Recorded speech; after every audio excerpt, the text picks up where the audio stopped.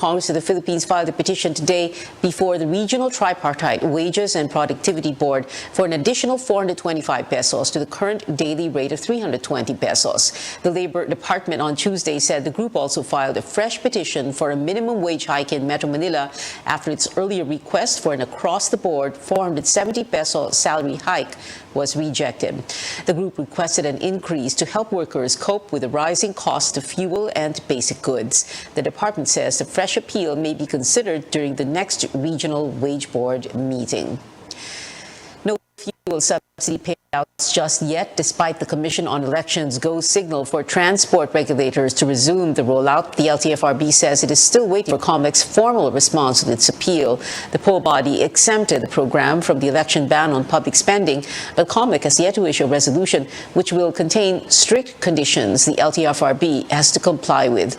The Stop and Go Transport Coalition welcomes the development, but again calls on the government to fast-track the distribution of fuel subsidy, as well as allow jeepney drivers to increase the minimum fare.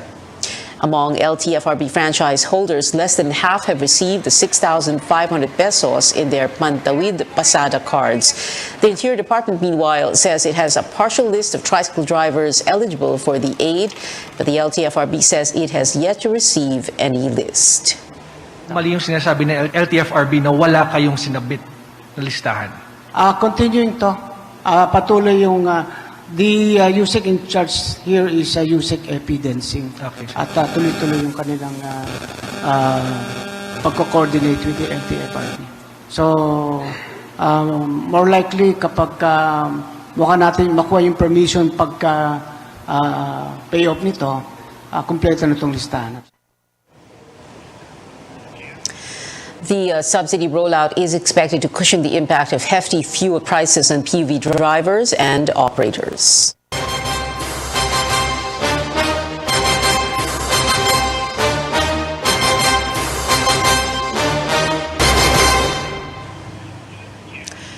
Election updates now. COMEC now verifying the areas of concern identified by the Philippine National Police. The PNP listed 105 towns and 15 cities based on their history of violence, political rivalry, and the presence of private armed groups. We hope that within the week, or within what's left of the week, we will be able to release the final list of areas under concern. We respect the findings of the PNP, and we believe that yes, there is basis for their findings. It's just that we have to cross-check with our people on the ground regarding the situation, also to decide what the appropriate response of the Commission will be. The PNP filed charges against the mayor and vice mayor of the town of Pilar in Abra province, as well as 3 others. Mayor Maro Somera and Vice Mayor Jaja Josefina Somera Disono were charged with violation of the Expanded Trafficking in Persons Act over the shootout between police and Disono's armed personnel who refused to stop at a checkpoint late last month. 2 local government personnel and 1 of Disono's household help face 1 charge of serious disobedience to an agent of a person in authority, while the helper was charged with attempted murder. The DILG also asked at least 63 local officials to explain election violations they supposedly committed, including vote buying, but there is no formal complaint yet. Meanwhile, 25,000 people were either caught not wearing face masks or observing physical distancing from April 1 to 4. The PNP has yet to clarify whether the incidents happened during campaigns. It's also unclear whether there were politicians or organizers penalized. Pag ginawa natin yung general rule na yan na lahat mananagot ng kandidato, wala nang matitirang kandidato sa Pilipinas. Kasi nga, campaign period ngayon. That is why we go to specifics. Kung sino yung kandidato, then we investigate or prosecute him. Pulse Asia says significant developments could still alter the results of its next voter preference survey. Presidential candidate Bongbong Marcos maintained his lead in the March survey, but dropped by 4 points to 56%. Voter preference for his closest rival, Vice President Leni Robredo, jumped from 15% to 24%. For Pulse Asia President Ronald Holmes, the 9% increase is significant, but says Robredo would still need to woo more votes in Mindanao to boost her chances. But he also says that Marcos's lead is unprecedented since past candidates never got more than 50% of voter preference. Holmes notes an improved messaging on the platforms of candidates could turn things around. In 2016, in the same survey we conducted in March, pumapangalawa na si dating Mayor Rodrigo Duterte na bilang kandidato sa pagkapangulo. Ibig sabihin nito ay malaki pang potensyal na magbago sa Abril dahil marami pa ang maaring kaganapan at mayroong mga kaganapan na talagang sa sobrang makabuluhan, maaring ito magdulot ng paglipat o pagbabago ng boto ng mga botanteng Pilipino. Then presidential candidate Rodrigo Duterte overtook his rival, Senator Grace Poe, by 5 points in the Pulse Asia voter preference survey held from late March to early April of 2016. The vice presidential survey held in the same period shows Marcos leading the pack with 6 points away from Robredo. Manila Mayor Isko Moreno congratulates the frontrunners of the latest Pulse Asia survey as he insists he's unfazed by his lower numbers. Moreno's voter preference dipped from 10 to 8%. Congratulations to them. Yun na sinabi ng survey. I would like to congratulate them. I'm happy for them. Ano pa rin, diretso sa tao. Kami ang pupunta sa tao. It's always like that. I've been doing that since 1998, 2001, 2004, 2007, 2010, 2013, 2016, 2019. Ganun din ang gagawin. Basic. Straightforward. Hindi magarbo, hindi magastos na kampanya.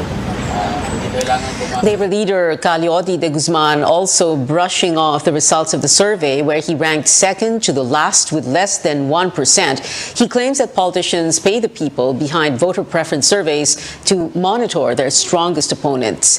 But he notes that he will double, even triple his efforts to reach out to the public.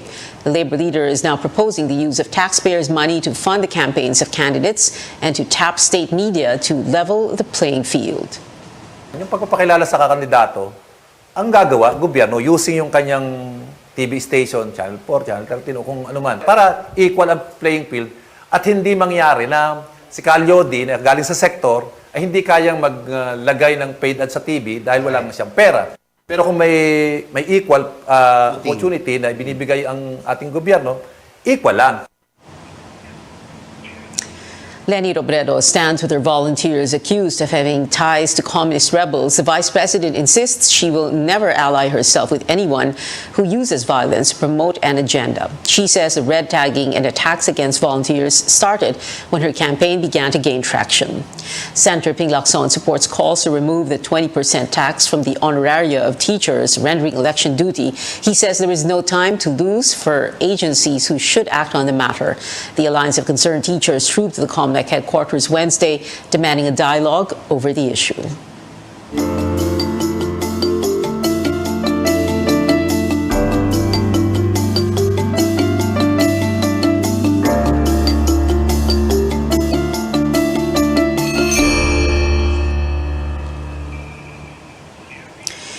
Children are among the most vulnerable sectors of society, more so orphans. What can the next administration do to help them? In this report, Carolyn Bonkin takes us to an orphanage in Maguindanao. This is the IHH Orphanage Center in Cotabato City, one of the institutions caring for children in Mindanao who either lost their father or both parents. Mainly with the help of Turkish donors, they are provided with food, clothing, shelter, and medication. They also go to a nearby public school. We want to orphans studying because orphans family, generally poor family. This is where we met Lama. Anong pangarap mo? Pangarap ko pong maging nurse. Gusto ko pong tulungan yung mga ibang tao. But it's a far-off dream for now. Mafodsa, one of the social workers, says they could only afford to send children to public schools and they can only choose from limited courses. Yung ibang orphans namin gusto nila ng ibang, halimbawa mas namin gusto nila ng ibang, halimbawa mas mataas na course, pero hindi namin mabigay yun sa kanila dahil doon sa budget, naka-budget lang yung para sa kanila. Lama's hope is to find a sponsor or a scholarship grant. The Philippine Orphanage Foundation says there are around 2 million orphans in the country. Mafodsa hopes the government could allot funds to send all orphans to the university and help them pursue their dream career. Mafodsa also grew up in the orphanage. Now she's caring for 99 teenage girls. She says half of the children here lost at least one parent in different wars in Mindanao and are left with emotional wounds. She took psychology to help them cope, but Mafodsa says children in other orphanages don't get regular psychosocial interventions. These are not the only concerns. We met Abdul Shatar and Hania, regular volunteers in different orphanages in the region. They say other institutions have no steady food and hygiene supplies. Hindi kasi may iwasan na merong shortage. Kasi nga itong karamihan sa mga orphanage centers na meron tayo ay nakadepende ito sa mga sponsors from international. A study on the children of war says there are no DSWD accredited orphanages or shelters in the Bangsamoro region, nor dedicated national programs for war orphans. Without guidance, they run the risk of getting recruited by violent extremist groups. Kaya malaking tulong din na nakakastay sa mga orphanage yung mga orphans kasi at least may supervision ng mga mudir. Abdul Shatar says caring for the orphans should be part of the peace process in Mindanao. Hindi lang dapat ang nire-rehab natin ay yung mga infrastructures, kundi pati mismo yung mga tao na apektado nito. Now filed before the BARM Parliament is the Bangsamoro Orphanage Act of 2020, seeking to establish and regulate orphanages in the region. Specific plans for the orphans are rarely mentioned in politicians' election platforms. While orphans are not yet voters, they are our future. And just like Lama, all they want are basic needs and equal opportunity, just like the other kids. In Maguindanao, Caroline Bongkin, CNN Philippines.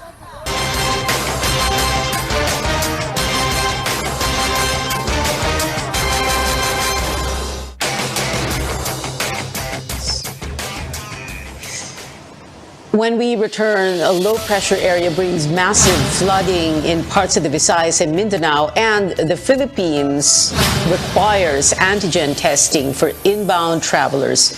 Newsnight will be right back.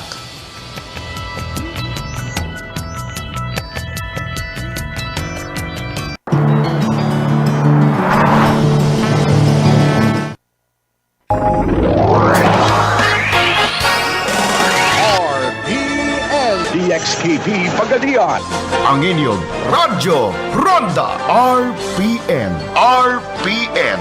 Radio Philippines Network. Radio Philippines Network. Live to the world, pinaagi sa FB page, karon mag-download na. Pinaagi sa Google Play o Apple Store, YouTube o Twitter. Alang sa mas kipakuskan ng mga balita, komentaryo, kasayuran o kalingawan. Ang mas kipakuskan nga inyong Radyo Ronda. Member, kapisanan ng mga broadcaster ng Pilipinas.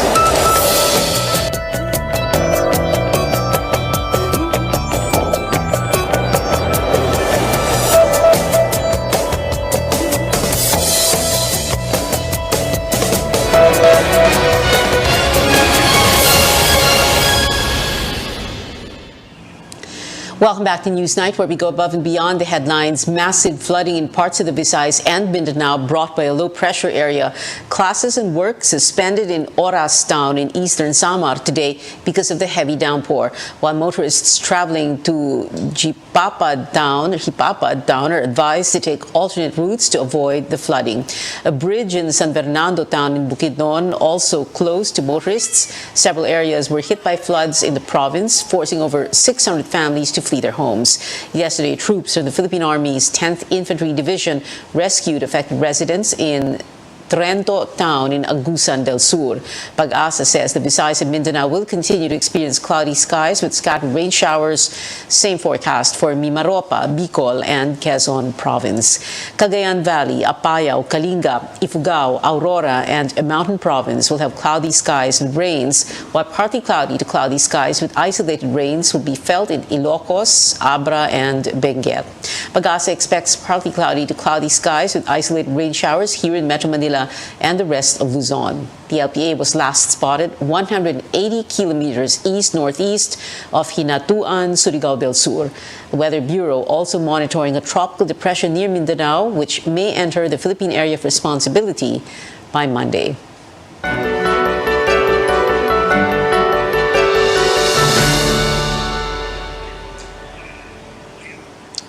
Filipinos are bringing back pre-pandemic traditions, with travelers filling up airports again in time for the Holy Week.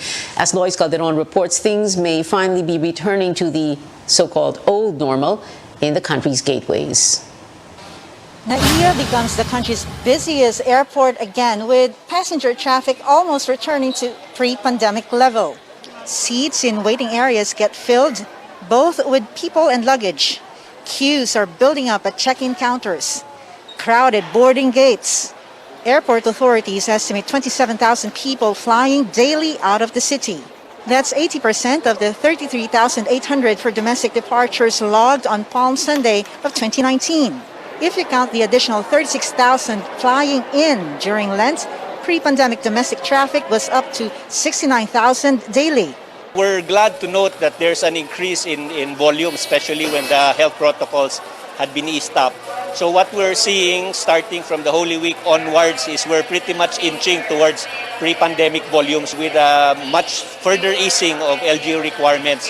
We are seeing at 100% already very soon on pre-pandemic levels. That is for domestic. I was surprised na ganun kagad nag-rebound yung local tourism natin.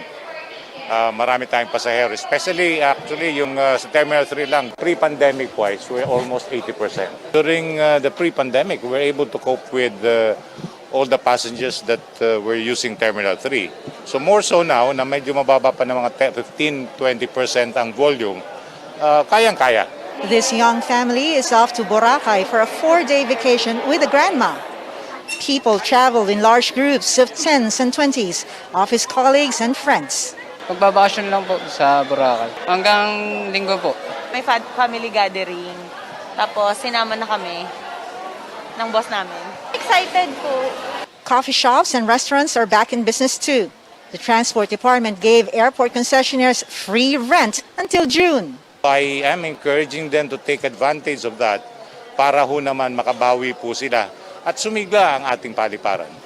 Data from the Manila International Airport Authority show nearly 800,000 travelers flew in and out of the city to visit local tourist spots during Lenten season of 2019, while almost 1 million was logged in terms of international passenger volume. The busiest days for this airport during this time of the year are Palm Sunday, when travelers fly out of the city, and on Easter Sunday, when they fly back. Lois Calderon, CNN. Philippines. More travelers from other countries are also expected to visit the Philippines. The government green-lights the use of rapid antigen tests as a requirement for inbound travelers. Testing should be done in an accredited facility or health facility in the country of origin. Authorities also instructed to accept only IATF-approved vaccination IDs. The RT-PCR test is still the gold standard for COVID-19 testing. Now, this is why the World Health Organization reminds countries to keep the guards up amid amid the looming recombinant forms of COVID-19. Those variants are XD, or the combination of Delta and Omicron, and XE, or the hybrid of two Omicron subvariants. The WHO reiterates recombinants are expected, but it is closely watching the new variants. Need to continue to assess the public health risk which is associated with these recombinant variants, because they have the potential to provide us with a greater challenge, as they could be more severe. They could result in a recombinant variant which evades our use of vaccines and other measures. And so therefore, we need to be vigilant, we need to continue testing, and we need to continue to identify any unusual events, any surges as quickly as possible. Current studies do not see the recombinants as more contagious than the parent Omicron variant. Now, millions of families suffered losses when COVID-19 struck, but it is a completely different story for some businesses. George Quiles tells us the pandemic gave them hope to carry on. The province of Romblon takes pride of its marble products, or marmol, beautifully crafted by their skilled artisans. From the mines, these stones are brought to the shop, where they are cut and polished to perfection. But just like any other industry, it was also hit by the pandemic. Maraming mga tao na natambay sa trabaho. The light at the end of the tunnel came in a rather bizarre way. Thousands of deaths due to COVID-19 paved the way to keep their business afloat. Mayor Gard Montojo says the demand for marble urns and gravestones reached an unprecedented high, with thousands being shipped from their town weekly. Ang order nun, pag namatay ka sa COVID, talagang i-cremate ka. So kailangan mo ng urn. Nung una, ayoko maniwala sa kanila. Sabi ko sa kanila, bigyan nyo ako ng sulat galing sa funeraria or ano kung sinong nag-order sa inyo, then I will give you a go signal for you to work again for the manufacturing of urns. Medyo natatakot din kasi para mabili ang lapida eh. Oo, pero walang magawa. Yan ang hanap buhay dito. As the COVID-19 situation becomes more manageable, the demand for marble urns and gravestones gradually went down. But the interest in other marble products are slowly picking up, like in the souvenir shop in downtown Romblon. Kasi sa akin, may online ako. Every day talaga, okay. Okay na siya. But ultimately, they wish that tourists will start coming back so that small businesses and local industries can fully recover from pandemic losses. From Romblon, George Cahiles, CNN Philippines. In other news, Malacanang says the Department of Migrant Workers, which was created to tackle concerns of Filipino workers overseas, has yet to be constituted. But this early, a controversy is already hounding the agency. Details from Tristan Nadalo. A Senate leader cautioned Secretary Abdullah Mamao to go slow on the new Migrant Workers Department to avoid going against the law. Senate Minority Leader Franklin Drilon hits Mamao for his supposed attempt to disrupt the smooth transition of the agency and his wrong interpretation of the new law. Mag-ingat po siya at pag pinilit niya, pwede siyang kasuhan ng usurpation of public functions. Kasong kriminal po yan. Hindi pwedeng lumagpas sa batas ang implementing rules and regulations. Kaya tawag dyan, implementing rules. Ini-implement mo kung ano yung batas. Wala pong kapangyarihan ang Secretary Mamao. Drilon is also the author of the law creating the Migrant Workers Department. He says the election ban limits Mamao's power to transfer employees and officers to the agency. Mali yung pagka-appoint sa kanya dyan. Kung mayroon may justification man, it is just to be a member of the transition committee. Wala po siyang kapangyarihan na gumawa ng sariling rules and regulations. Mamao is asserting his authority and orders concerned agencies to submit to his jurisdiction. However, Labor Secretary Silvestre Bello and Executive Secretary Salvador Mejaldea are of the view that the new department is not yet constituted. If the Department of Labor is claiming that the ILAB, the Polo offices, the Repatriation Center in the OWA, and that of the Maritime Polytechnic Institute are still part of the Department of Labor, that is their own choice. And we are here dealing with the law. And as far as I'm concerned, I'm sticking with the law. I will decide, I will act and I will do anything that has something to do with the law. Mamao has released implementing rules and regulations or IRR for the law, making things complicated. Some members of the transition committee say the document did not. Transition committee tells CNN Philippines Mamao's IRR faces constitutional and legal challenges. They add the transition committee is a collegial body and Mamao can go through the process alone. OFW advocate and founder of the Blas Oples Center, Susan Toots Oples, says services may suffer at the expense of disagreements among authorities. It's going out of bounds. We are all very concerned. We are appalled by the lack of transparency in the signing of the IRR. We ask for a ceasefire dun sa battle of the memos and for the president or for the executive secretary to intervene. Ople adds concerned groups have asked the Justice Department for a legal opinion on the matter. In an interview, Mamao said all his actions were in line with the law. The OFW sector is caught in a bind over disagreements on an agency that's supposed to protect their welfare. Groups appeal to Malacanang to step in and resolve the matter immediately. Tristan Udalo, CNN Philippines. CNN Philippines is reaching out to Migrant Workers Secretary Abdullah Mamao for his comment on the issue, but he has yet to reply. Coming up on Newsnight, from 50 aspiring queens, the number of Miss Universe Philippines contenders has been trimmed down to 32. Plus, more and more U.S. shows have been added for this K-pop group's tour. Find out why after the break.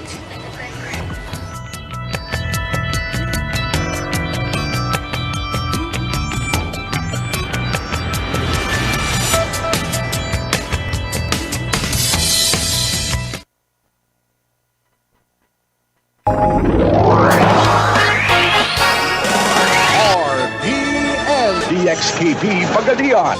Ang inyong Radyo Ronda. RPN. RPN. Radio Philippines Network. Radio Philippines Network. Live to the world. Pinaagi sa FB page. Karon, mag-download na.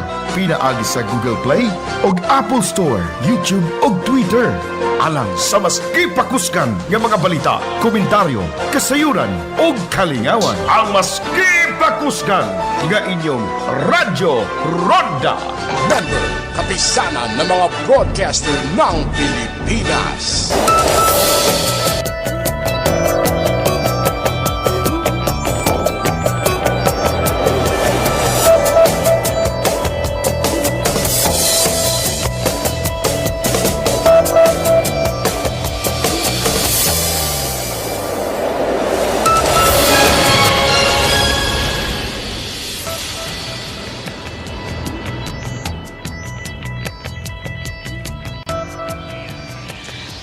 Welcome back to CNN Philippines. We're getting closer to finding out who will wear the Miss Universe Philippines crown next.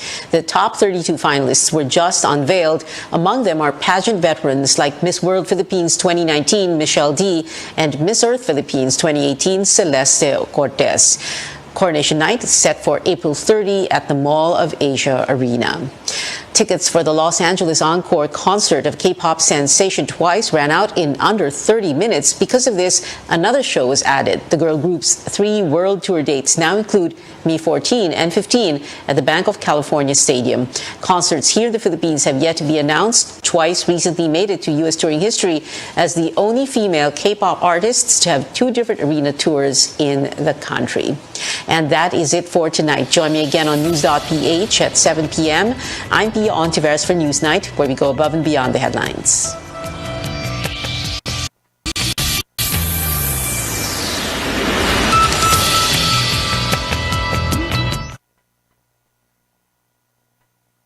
For Bongbong Marcos, we have already made our decision in a formal proceeding. We are for Senator Manny Pacquiao for President.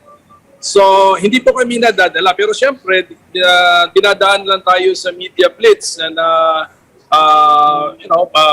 media relations handling. So, yun lang po ang nangyayari. But kami po, hindi kami nawawala ng landas. Alam namin yung direction po namin. And we also know our history.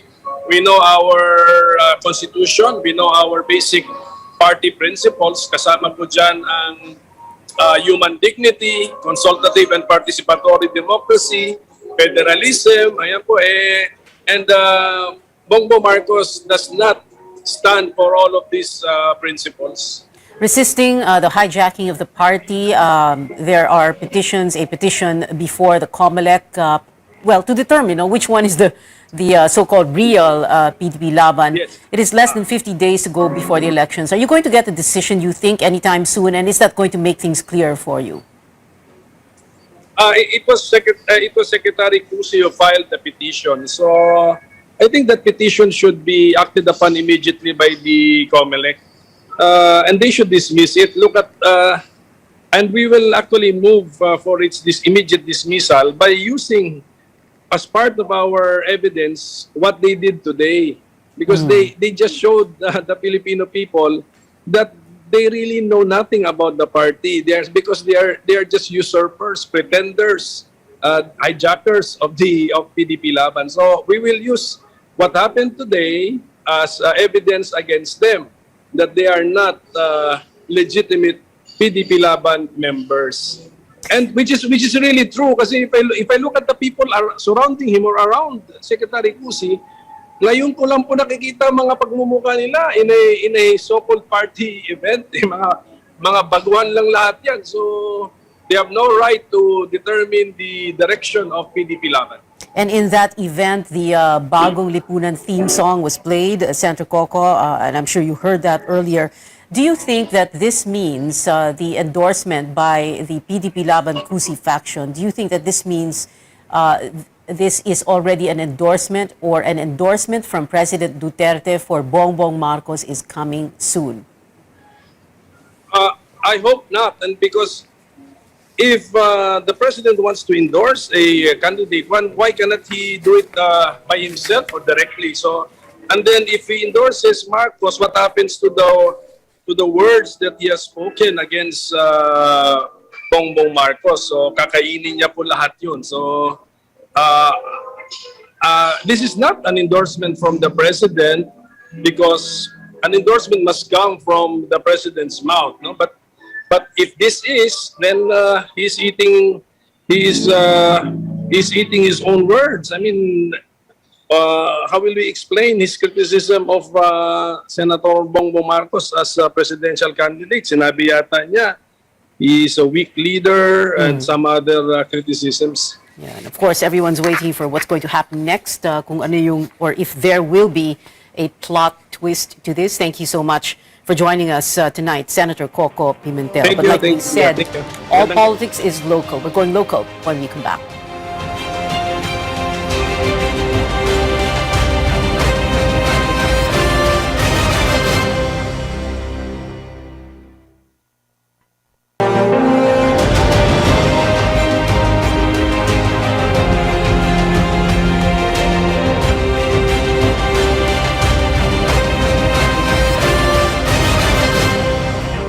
Welcome back. This is Politics as Usual. Gregorio Goyola Razabal is better known or best known as a former COMELEC commissioner, having served from 2009 to 2011. But he's trading in that image for an attempt to run for Congress in his Leyte hometown. He's going up against Richard Gomez, mayor of Ormoc City, who's looking to trade places with wife Lucy Torres Gomez and gun for Leyte's 4th Congressional District. Goyo joins us from Ormoc via Zoom. Good evening, Sir Goyo. Thank you so much for being with us tonight. Wag lang, sir. Goyo lang. Goyo. Okay.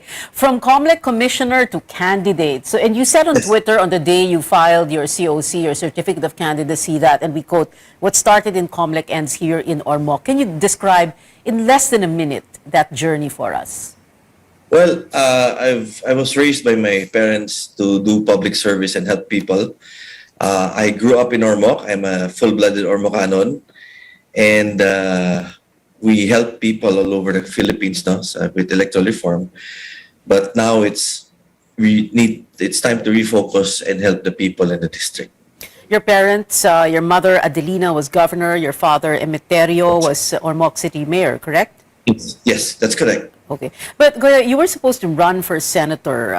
Why go for a congressional seat instead? And, were your numbers too low or was it local politics? Local politics. Kasi I've been asked to run in local politics matagal na. I always said no. But because of the problems here in the district, you really need to help people. And one of the, well, if you run for Senate naman, your constituency is national. Diba? There are some laws which I intend to pass which are national in scope. And I can still do that as a congressman, diba? Right. I can still do that. I can still pass the revised omnibus election code. I can still pass or push for other laws that can help the whole Philippines. But I can also address the concerns of the district. Yeah, we're going to go back to your proposed legislation in just a bit. No, but I wanted to ask you first, what's it like to run against Richard Gomez, against Goma? His surveys show him well ahead. What do your surveys tell you, and what do you hear on the ground? I like our trajectory, and I like the way we've been doing things. I don't wanna say the numbers we have, but I'm pretty happy where we are now. But every day is a challenge. Every day is a challenge to educate people. Every day is a challenge to make the life of people we talk to better. And every day is an opportunity to make things better for the district. Okay. Koya, can you describe the 4th district of Leyte where you're running? No? So that's Ormoc City plus 6 municipalities. Yes. Albuera, Isabel, Cananga or Cananga? Cananga, Matago, Merida, and Palumpon. Yes. So 6 municipalities in one city. It's about 325 registered, 25,000 registered voters.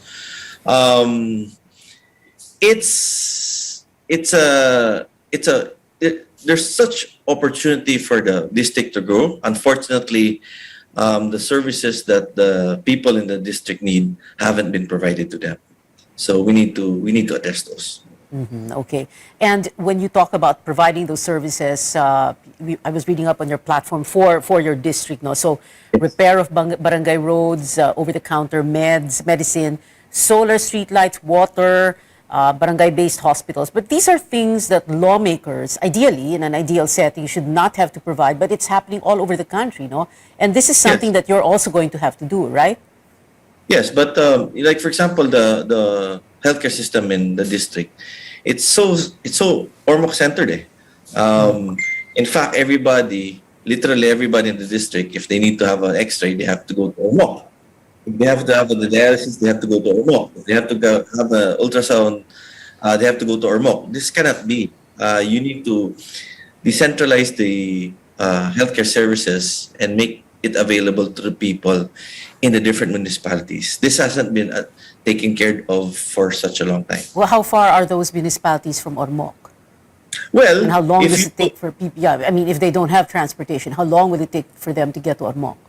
Well, down south, Albuera is about 25 minutes. Up north, the farthest is about an hour and a half. In Palumpon, if you take the diversion road, it's about an hour. But that's not the distance is not the point. Because last year when Ormoc went to a lockdown, no one could go inside Ormoc.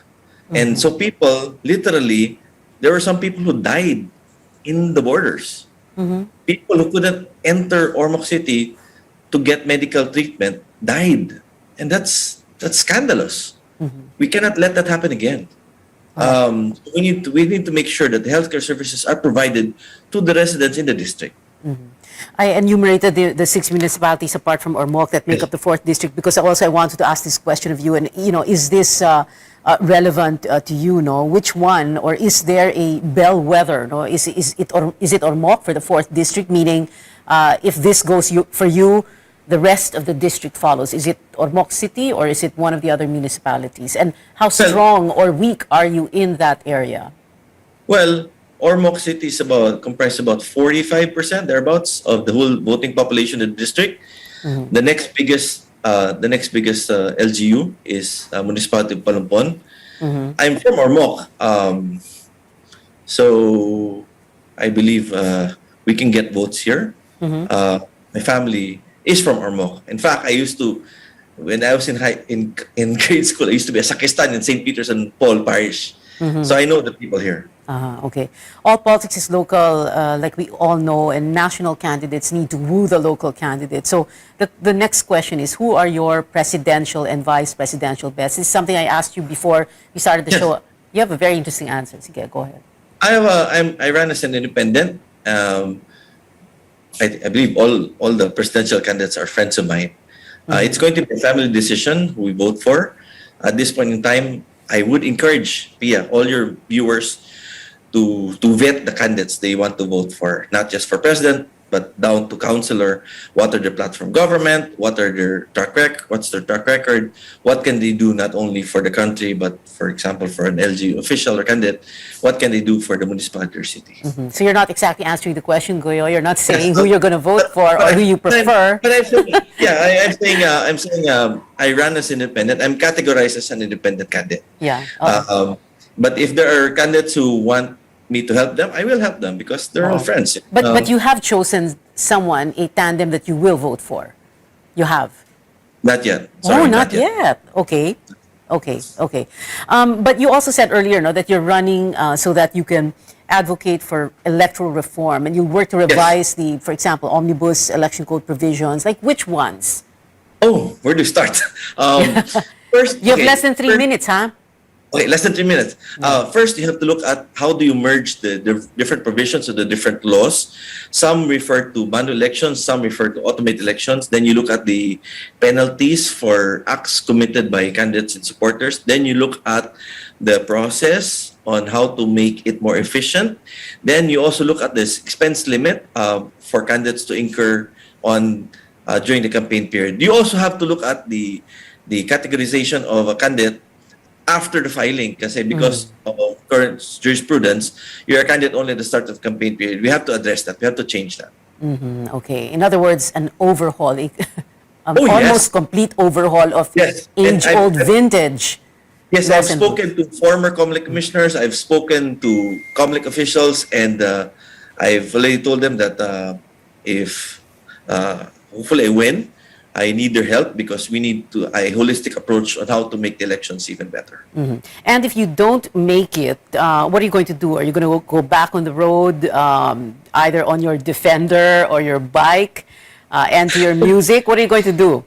Well, Pia, I'm an election lawyer and I'm an election reform advocate. I will always be involved in public service, whether as a member of the House of Representatives or as Goyo. You continue to do good for people whenever you can. Goyo Larrazapa. Sorry, what were you saying? You're going to join us in the last segment of the show, so you can save that for that final segment. Goyo Larrazabal, a congressional district candidate for the 4th District of Leyte. Thank you so much for being with us. We'll see you in the last segment of the show. Like I said, we'll be back after break. This is Politics as Usual.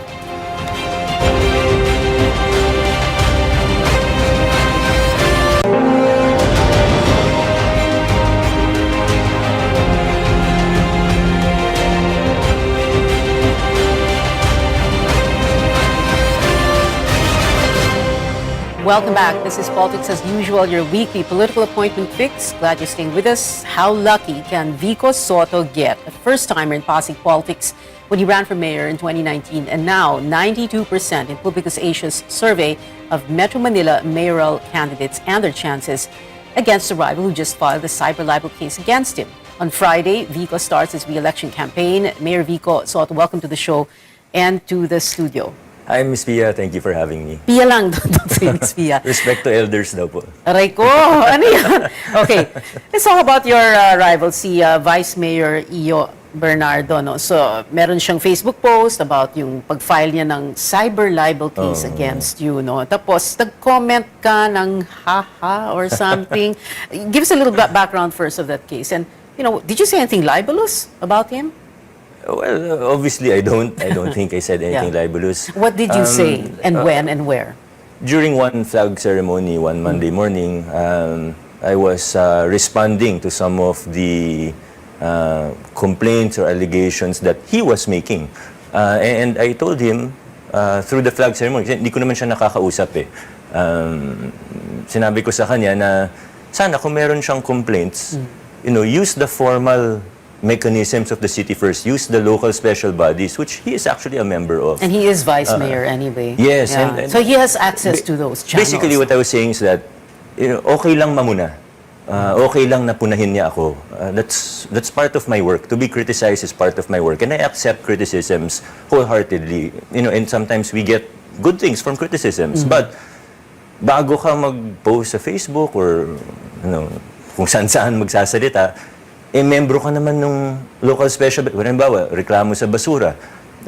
Member naman siya, pwede naman siya kahit hindi formal member, as vice mayor, he can always attend the Solid Waste Management Board. Doesn't he? Doesn't he attend? Not really, but Ms. Pia, I would rather not talk about it din kasi unfair din naman sa kanya, hindi naman siya makakasagot ngayong gabi. So, I don't want to be unfair to him also. Yeah, but he also said, just one last thing, he also said that you were saying things about his family. Did you say anything about his family? I've never said anything about his family. And so you did not say anything libelous about him, in other words, or his family, no? Yeah, I really Okay. didn't. Okay, let's move on. Tsaka Sige. hindi cyber. Sorry lang. Yeah, hindi cyber. Hindi cyber, okay. I didn't post anything online or say anything online. That was physically, Right, in during, person. like you said, during the flag ceremony. Yes, so, Okay, all right. Let's move on, like I said. So you have an uncle running for vice president, so si Tito Sen, Senate President Tito Soto, and you had a meeting with him and his running mate, Ping Lacson, that your dad set up, or at least that's what your dad said.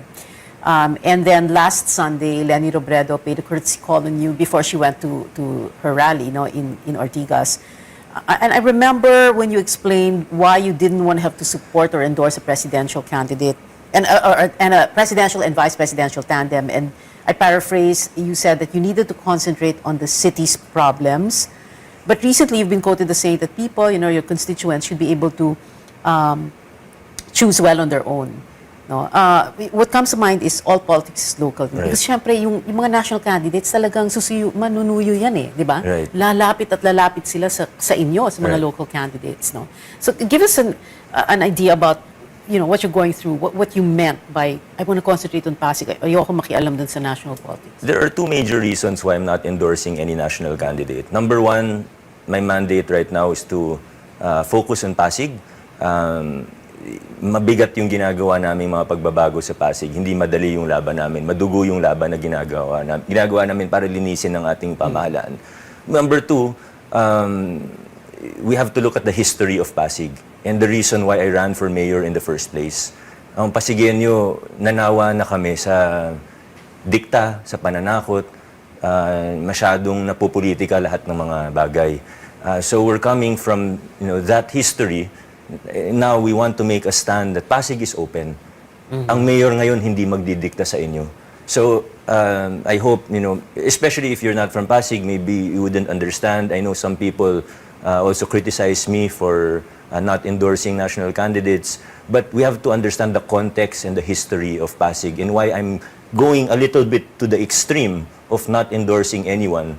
But again, it's to move away from what we were before. Na may pananakot from City Hall, na may dikta galing sa mayor. Moving away from patronage politics or from... That also, yes. Yeah, yung parabang pag ako mayor, huwag kayong mag-alala, yung mga boto ng mga tao dito sa inyo yan lahat. Hindi, Yes, it doesn't so, work, right? I mean... Anyway, naniniwala naman ako, ang Pasigueño, matatalino, mapanuri. So, we can stand on our own and think for ourselves as Pasigueños. Hindi na kailangan ng mayor para magsabi na, hindi, dito tayo lahat. Again, it's going, I know it's a little bit extreme what I'm doing right now, but we didn't get to where we are in Pasig by not being extreme. We had to take stands. And kung ano yung dati, medyo opposite tayo kasi ito, naninindigan lang naman tayo. We're moving away from the culture of patronage, the culture of fear, the culture of traditional politics. The culture of a city mayor promising the votes in his city to the candidate. Wala naman pong ganun eh. Yeah. Just like when I ran for mayor, none of the barangay captains supported me. They all promised the incumbent that he would win in their barangays, And he didn't. X number of votes. Yeah. But the fact of the matter is, it's the same for me. Barangay captains can't really deliver votes sa barangay, and the same, mayors can't really deliver votes in cities or municipalities. That's a myth. Yeah. Minsan nakakachamba. If I endorse a certain candidate, minsan kasi malakas na, kaya rin naman ni-endorse eh. But kung ako magsabi, candidate A tayo, hindi naman ibig sabihin susunod lahat ng Pasigueño. And again, that's one of the things that we're fighting against. Yeah. We want to go against that that system, that culture of politics. For that traditional matter, in any politics. other city or in any other municipality or in any part of the country, right? But so you're not going to endorse a candidate for president and or vice president. You're not going to announce it either. Right. But of course, you are going to vote for a president and a vice. Have you at least made up your mind already? Kanina I asked Goyo, and he said he hasn't made up his mind. Lahat sila kaibigan. Parang pareho kayo ng position. Have you made up your mind? Right now, I wouldn't say I've made up my mind 100%, but I have my leanings. Okay, so you're choosing if I between... Had, if there were a ballot in front of me right now, I would know who I would shade. Yeah. But yun pa ba sa Mayo, not 100% sure. Okay, but you're choosing what? Between 2 or 3? 2. Sa presidente? Oo. Basta. I'm not naman asking you to name them eh. Yung mga tao, ano na yan, they will try to guess, haka-haka na yan. Yeah. Oo. Okay. I wanted, since we talked about passing the barangay captains, and you were saying, hindi naman totoo yan, na parang, and like you said, no, chamba, that's a very good word to use to describe the situation on the ground. But, if you talk about the barangays in Pasig, is there such a thing as one particular barangay or a few are the bellwethers, the ones that will determine if this one goes for you, the rest follows? Meron bang ganon? And this is just for mga people who are interested in local politics. Hindi po ako naniniwala na may ganun. We have 30 barangays very different from each other. Meron kaming barangay na nasa 1,000 lang yung populasyon. Meron kaming barangay na nasa ilang 100,000, or 150,000 plus. And then iba-ibang economic status, syempre, no? Iba-ibang economic status, iba-iba yung physical, yung itsura. So I wouldn't say that there's one yung susunod lahat. Every barangay has its own unique characteristics. Okay. Earlier you were saying that you had your hands are full in Pasig. There's so much that you needed to fix, no? And now, Publicus Asia, like I said earlier, they're saying 92%. No, that's your chances, no, of winning. Can you tell us what else would you like to do for Pasig? What else are you going to do if you do win in May? Number one, we have to continue the reforms. We've started a lot, especially with our procurement process. We've really cleaned up the system. But number two, we want to continue with our advocacies, particularly for universal healthcare. Because of COVID-19, I think it's understandable that a lot of our plans for UHC have been delayed. But even with the delays, we've made a big progress. We've started no balance billing in our hospitals, in our city-run hospitals. No balance billing meaning? Zero balance billing. So walang binabayaran yung mga constituents pag may hirap. Sa aming dalawang city-run hospital, we've created more than 1,000 plantilla positions, new plantilla positions for our city health department, at marami pang iba. Kaso dahil sa pandemya, dahil sa COVID-19, ay kinailangan din namin gumawa ng mga hakbang para sa COVID response. Halimbawa, yung ospital namin, kinonvert namin panandalian para maging COVID referral center. We had to increase the number of beds from 60 plus beds to almost 200 beds. We had to establish a Pasig City Molecular Laboratory, contact tracing center. We had to hire emergency healthcare workers for COVID response. And I can go on and on for an hour just detailing the things that we've had to do for COVID-19. So everything that we've had to do for COVID-19, we understand why we need to do that, or why we needed to do that. Unfortunately, it's every step we make for COVID, that's resources that we could have used elsewhere to implement universal healthcare in the long run. Of course, hindi naman yan binary, na you have to choose one or the other. Yung iba naman may byproduct din na ngayon magagamit namin for COVID-19, pero in the long run magagamit din naman talaga for healthcare services in Pasig towards UHC. But again, unfortunately, we have to admit that there are setbacks also. So we need to realign and re-strategize moving forward, especially at the tail end of the pandemic. We're happy with the progress that we've made, whether it's universal healthcare and all of the other things that we've done in the last 3 years, but not as fast as we would have we would have done if not for the pandemic. Yung sinasabing 92% ng publicus Asia, do you feel that? Well, I don't want to be overconfident.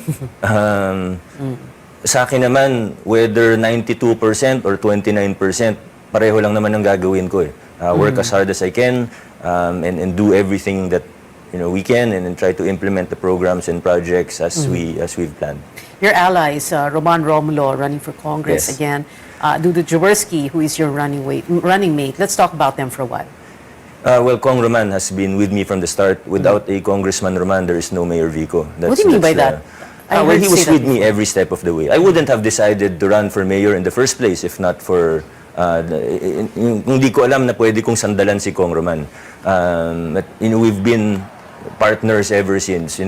For before the pandemic, we saw each other every day for maybe more than 1 year straight na talagang nagsawa na kami sa isa't isa. Pero he's been such a big help. He's very level-headed. Kahit di niya na trabaho, ginagawa niya, makatulong lang sa akin. Which is especially helpful considering that in 2019, we did not have a full slate. Wala kaming pinatakbong vice mayor, wala kaming kasamang konsyal, except one per district, pero anim yun eh. So, thankfully, nanalo din siya. Kung hindi ko alam kung anong gagawin ko. Hindi sa tulong niya, hirap ng nag-iisa kasi you have to, I always remind myself also that I entered this arena not to win elections, but I decided to run for mayor to institute changes in our city. Public service. And Dudu Jaworski, very briefly. Well, Dodot Jaworski, hopefully Vice Mayor Dodot Jaworski very soon. As a mayor, I need to have a vice mayor. Or it will be very, very helpful to have a vice mayor who, para sa akin, hindi sapat yung magaling, matalino, masipag. Kailangan may integridad at kailangan kapareho ng prinsipyo ko. Our vision and our principles have to be aligned. Right. And, to put it very bluntly, I saw that, in all of the potential candidates at the time for vice mayor, kay Dodot Jaworski ko nakita yun. Okay, we have less than a minute to go, but let's pretend this last minute is Sports Desk with Andre Felix. That's 10 a.m. every morning, by the way, Mondays to Fridays. And I saw this video of you on Instagram, and let's watch it first for a while. Basketball, yeah.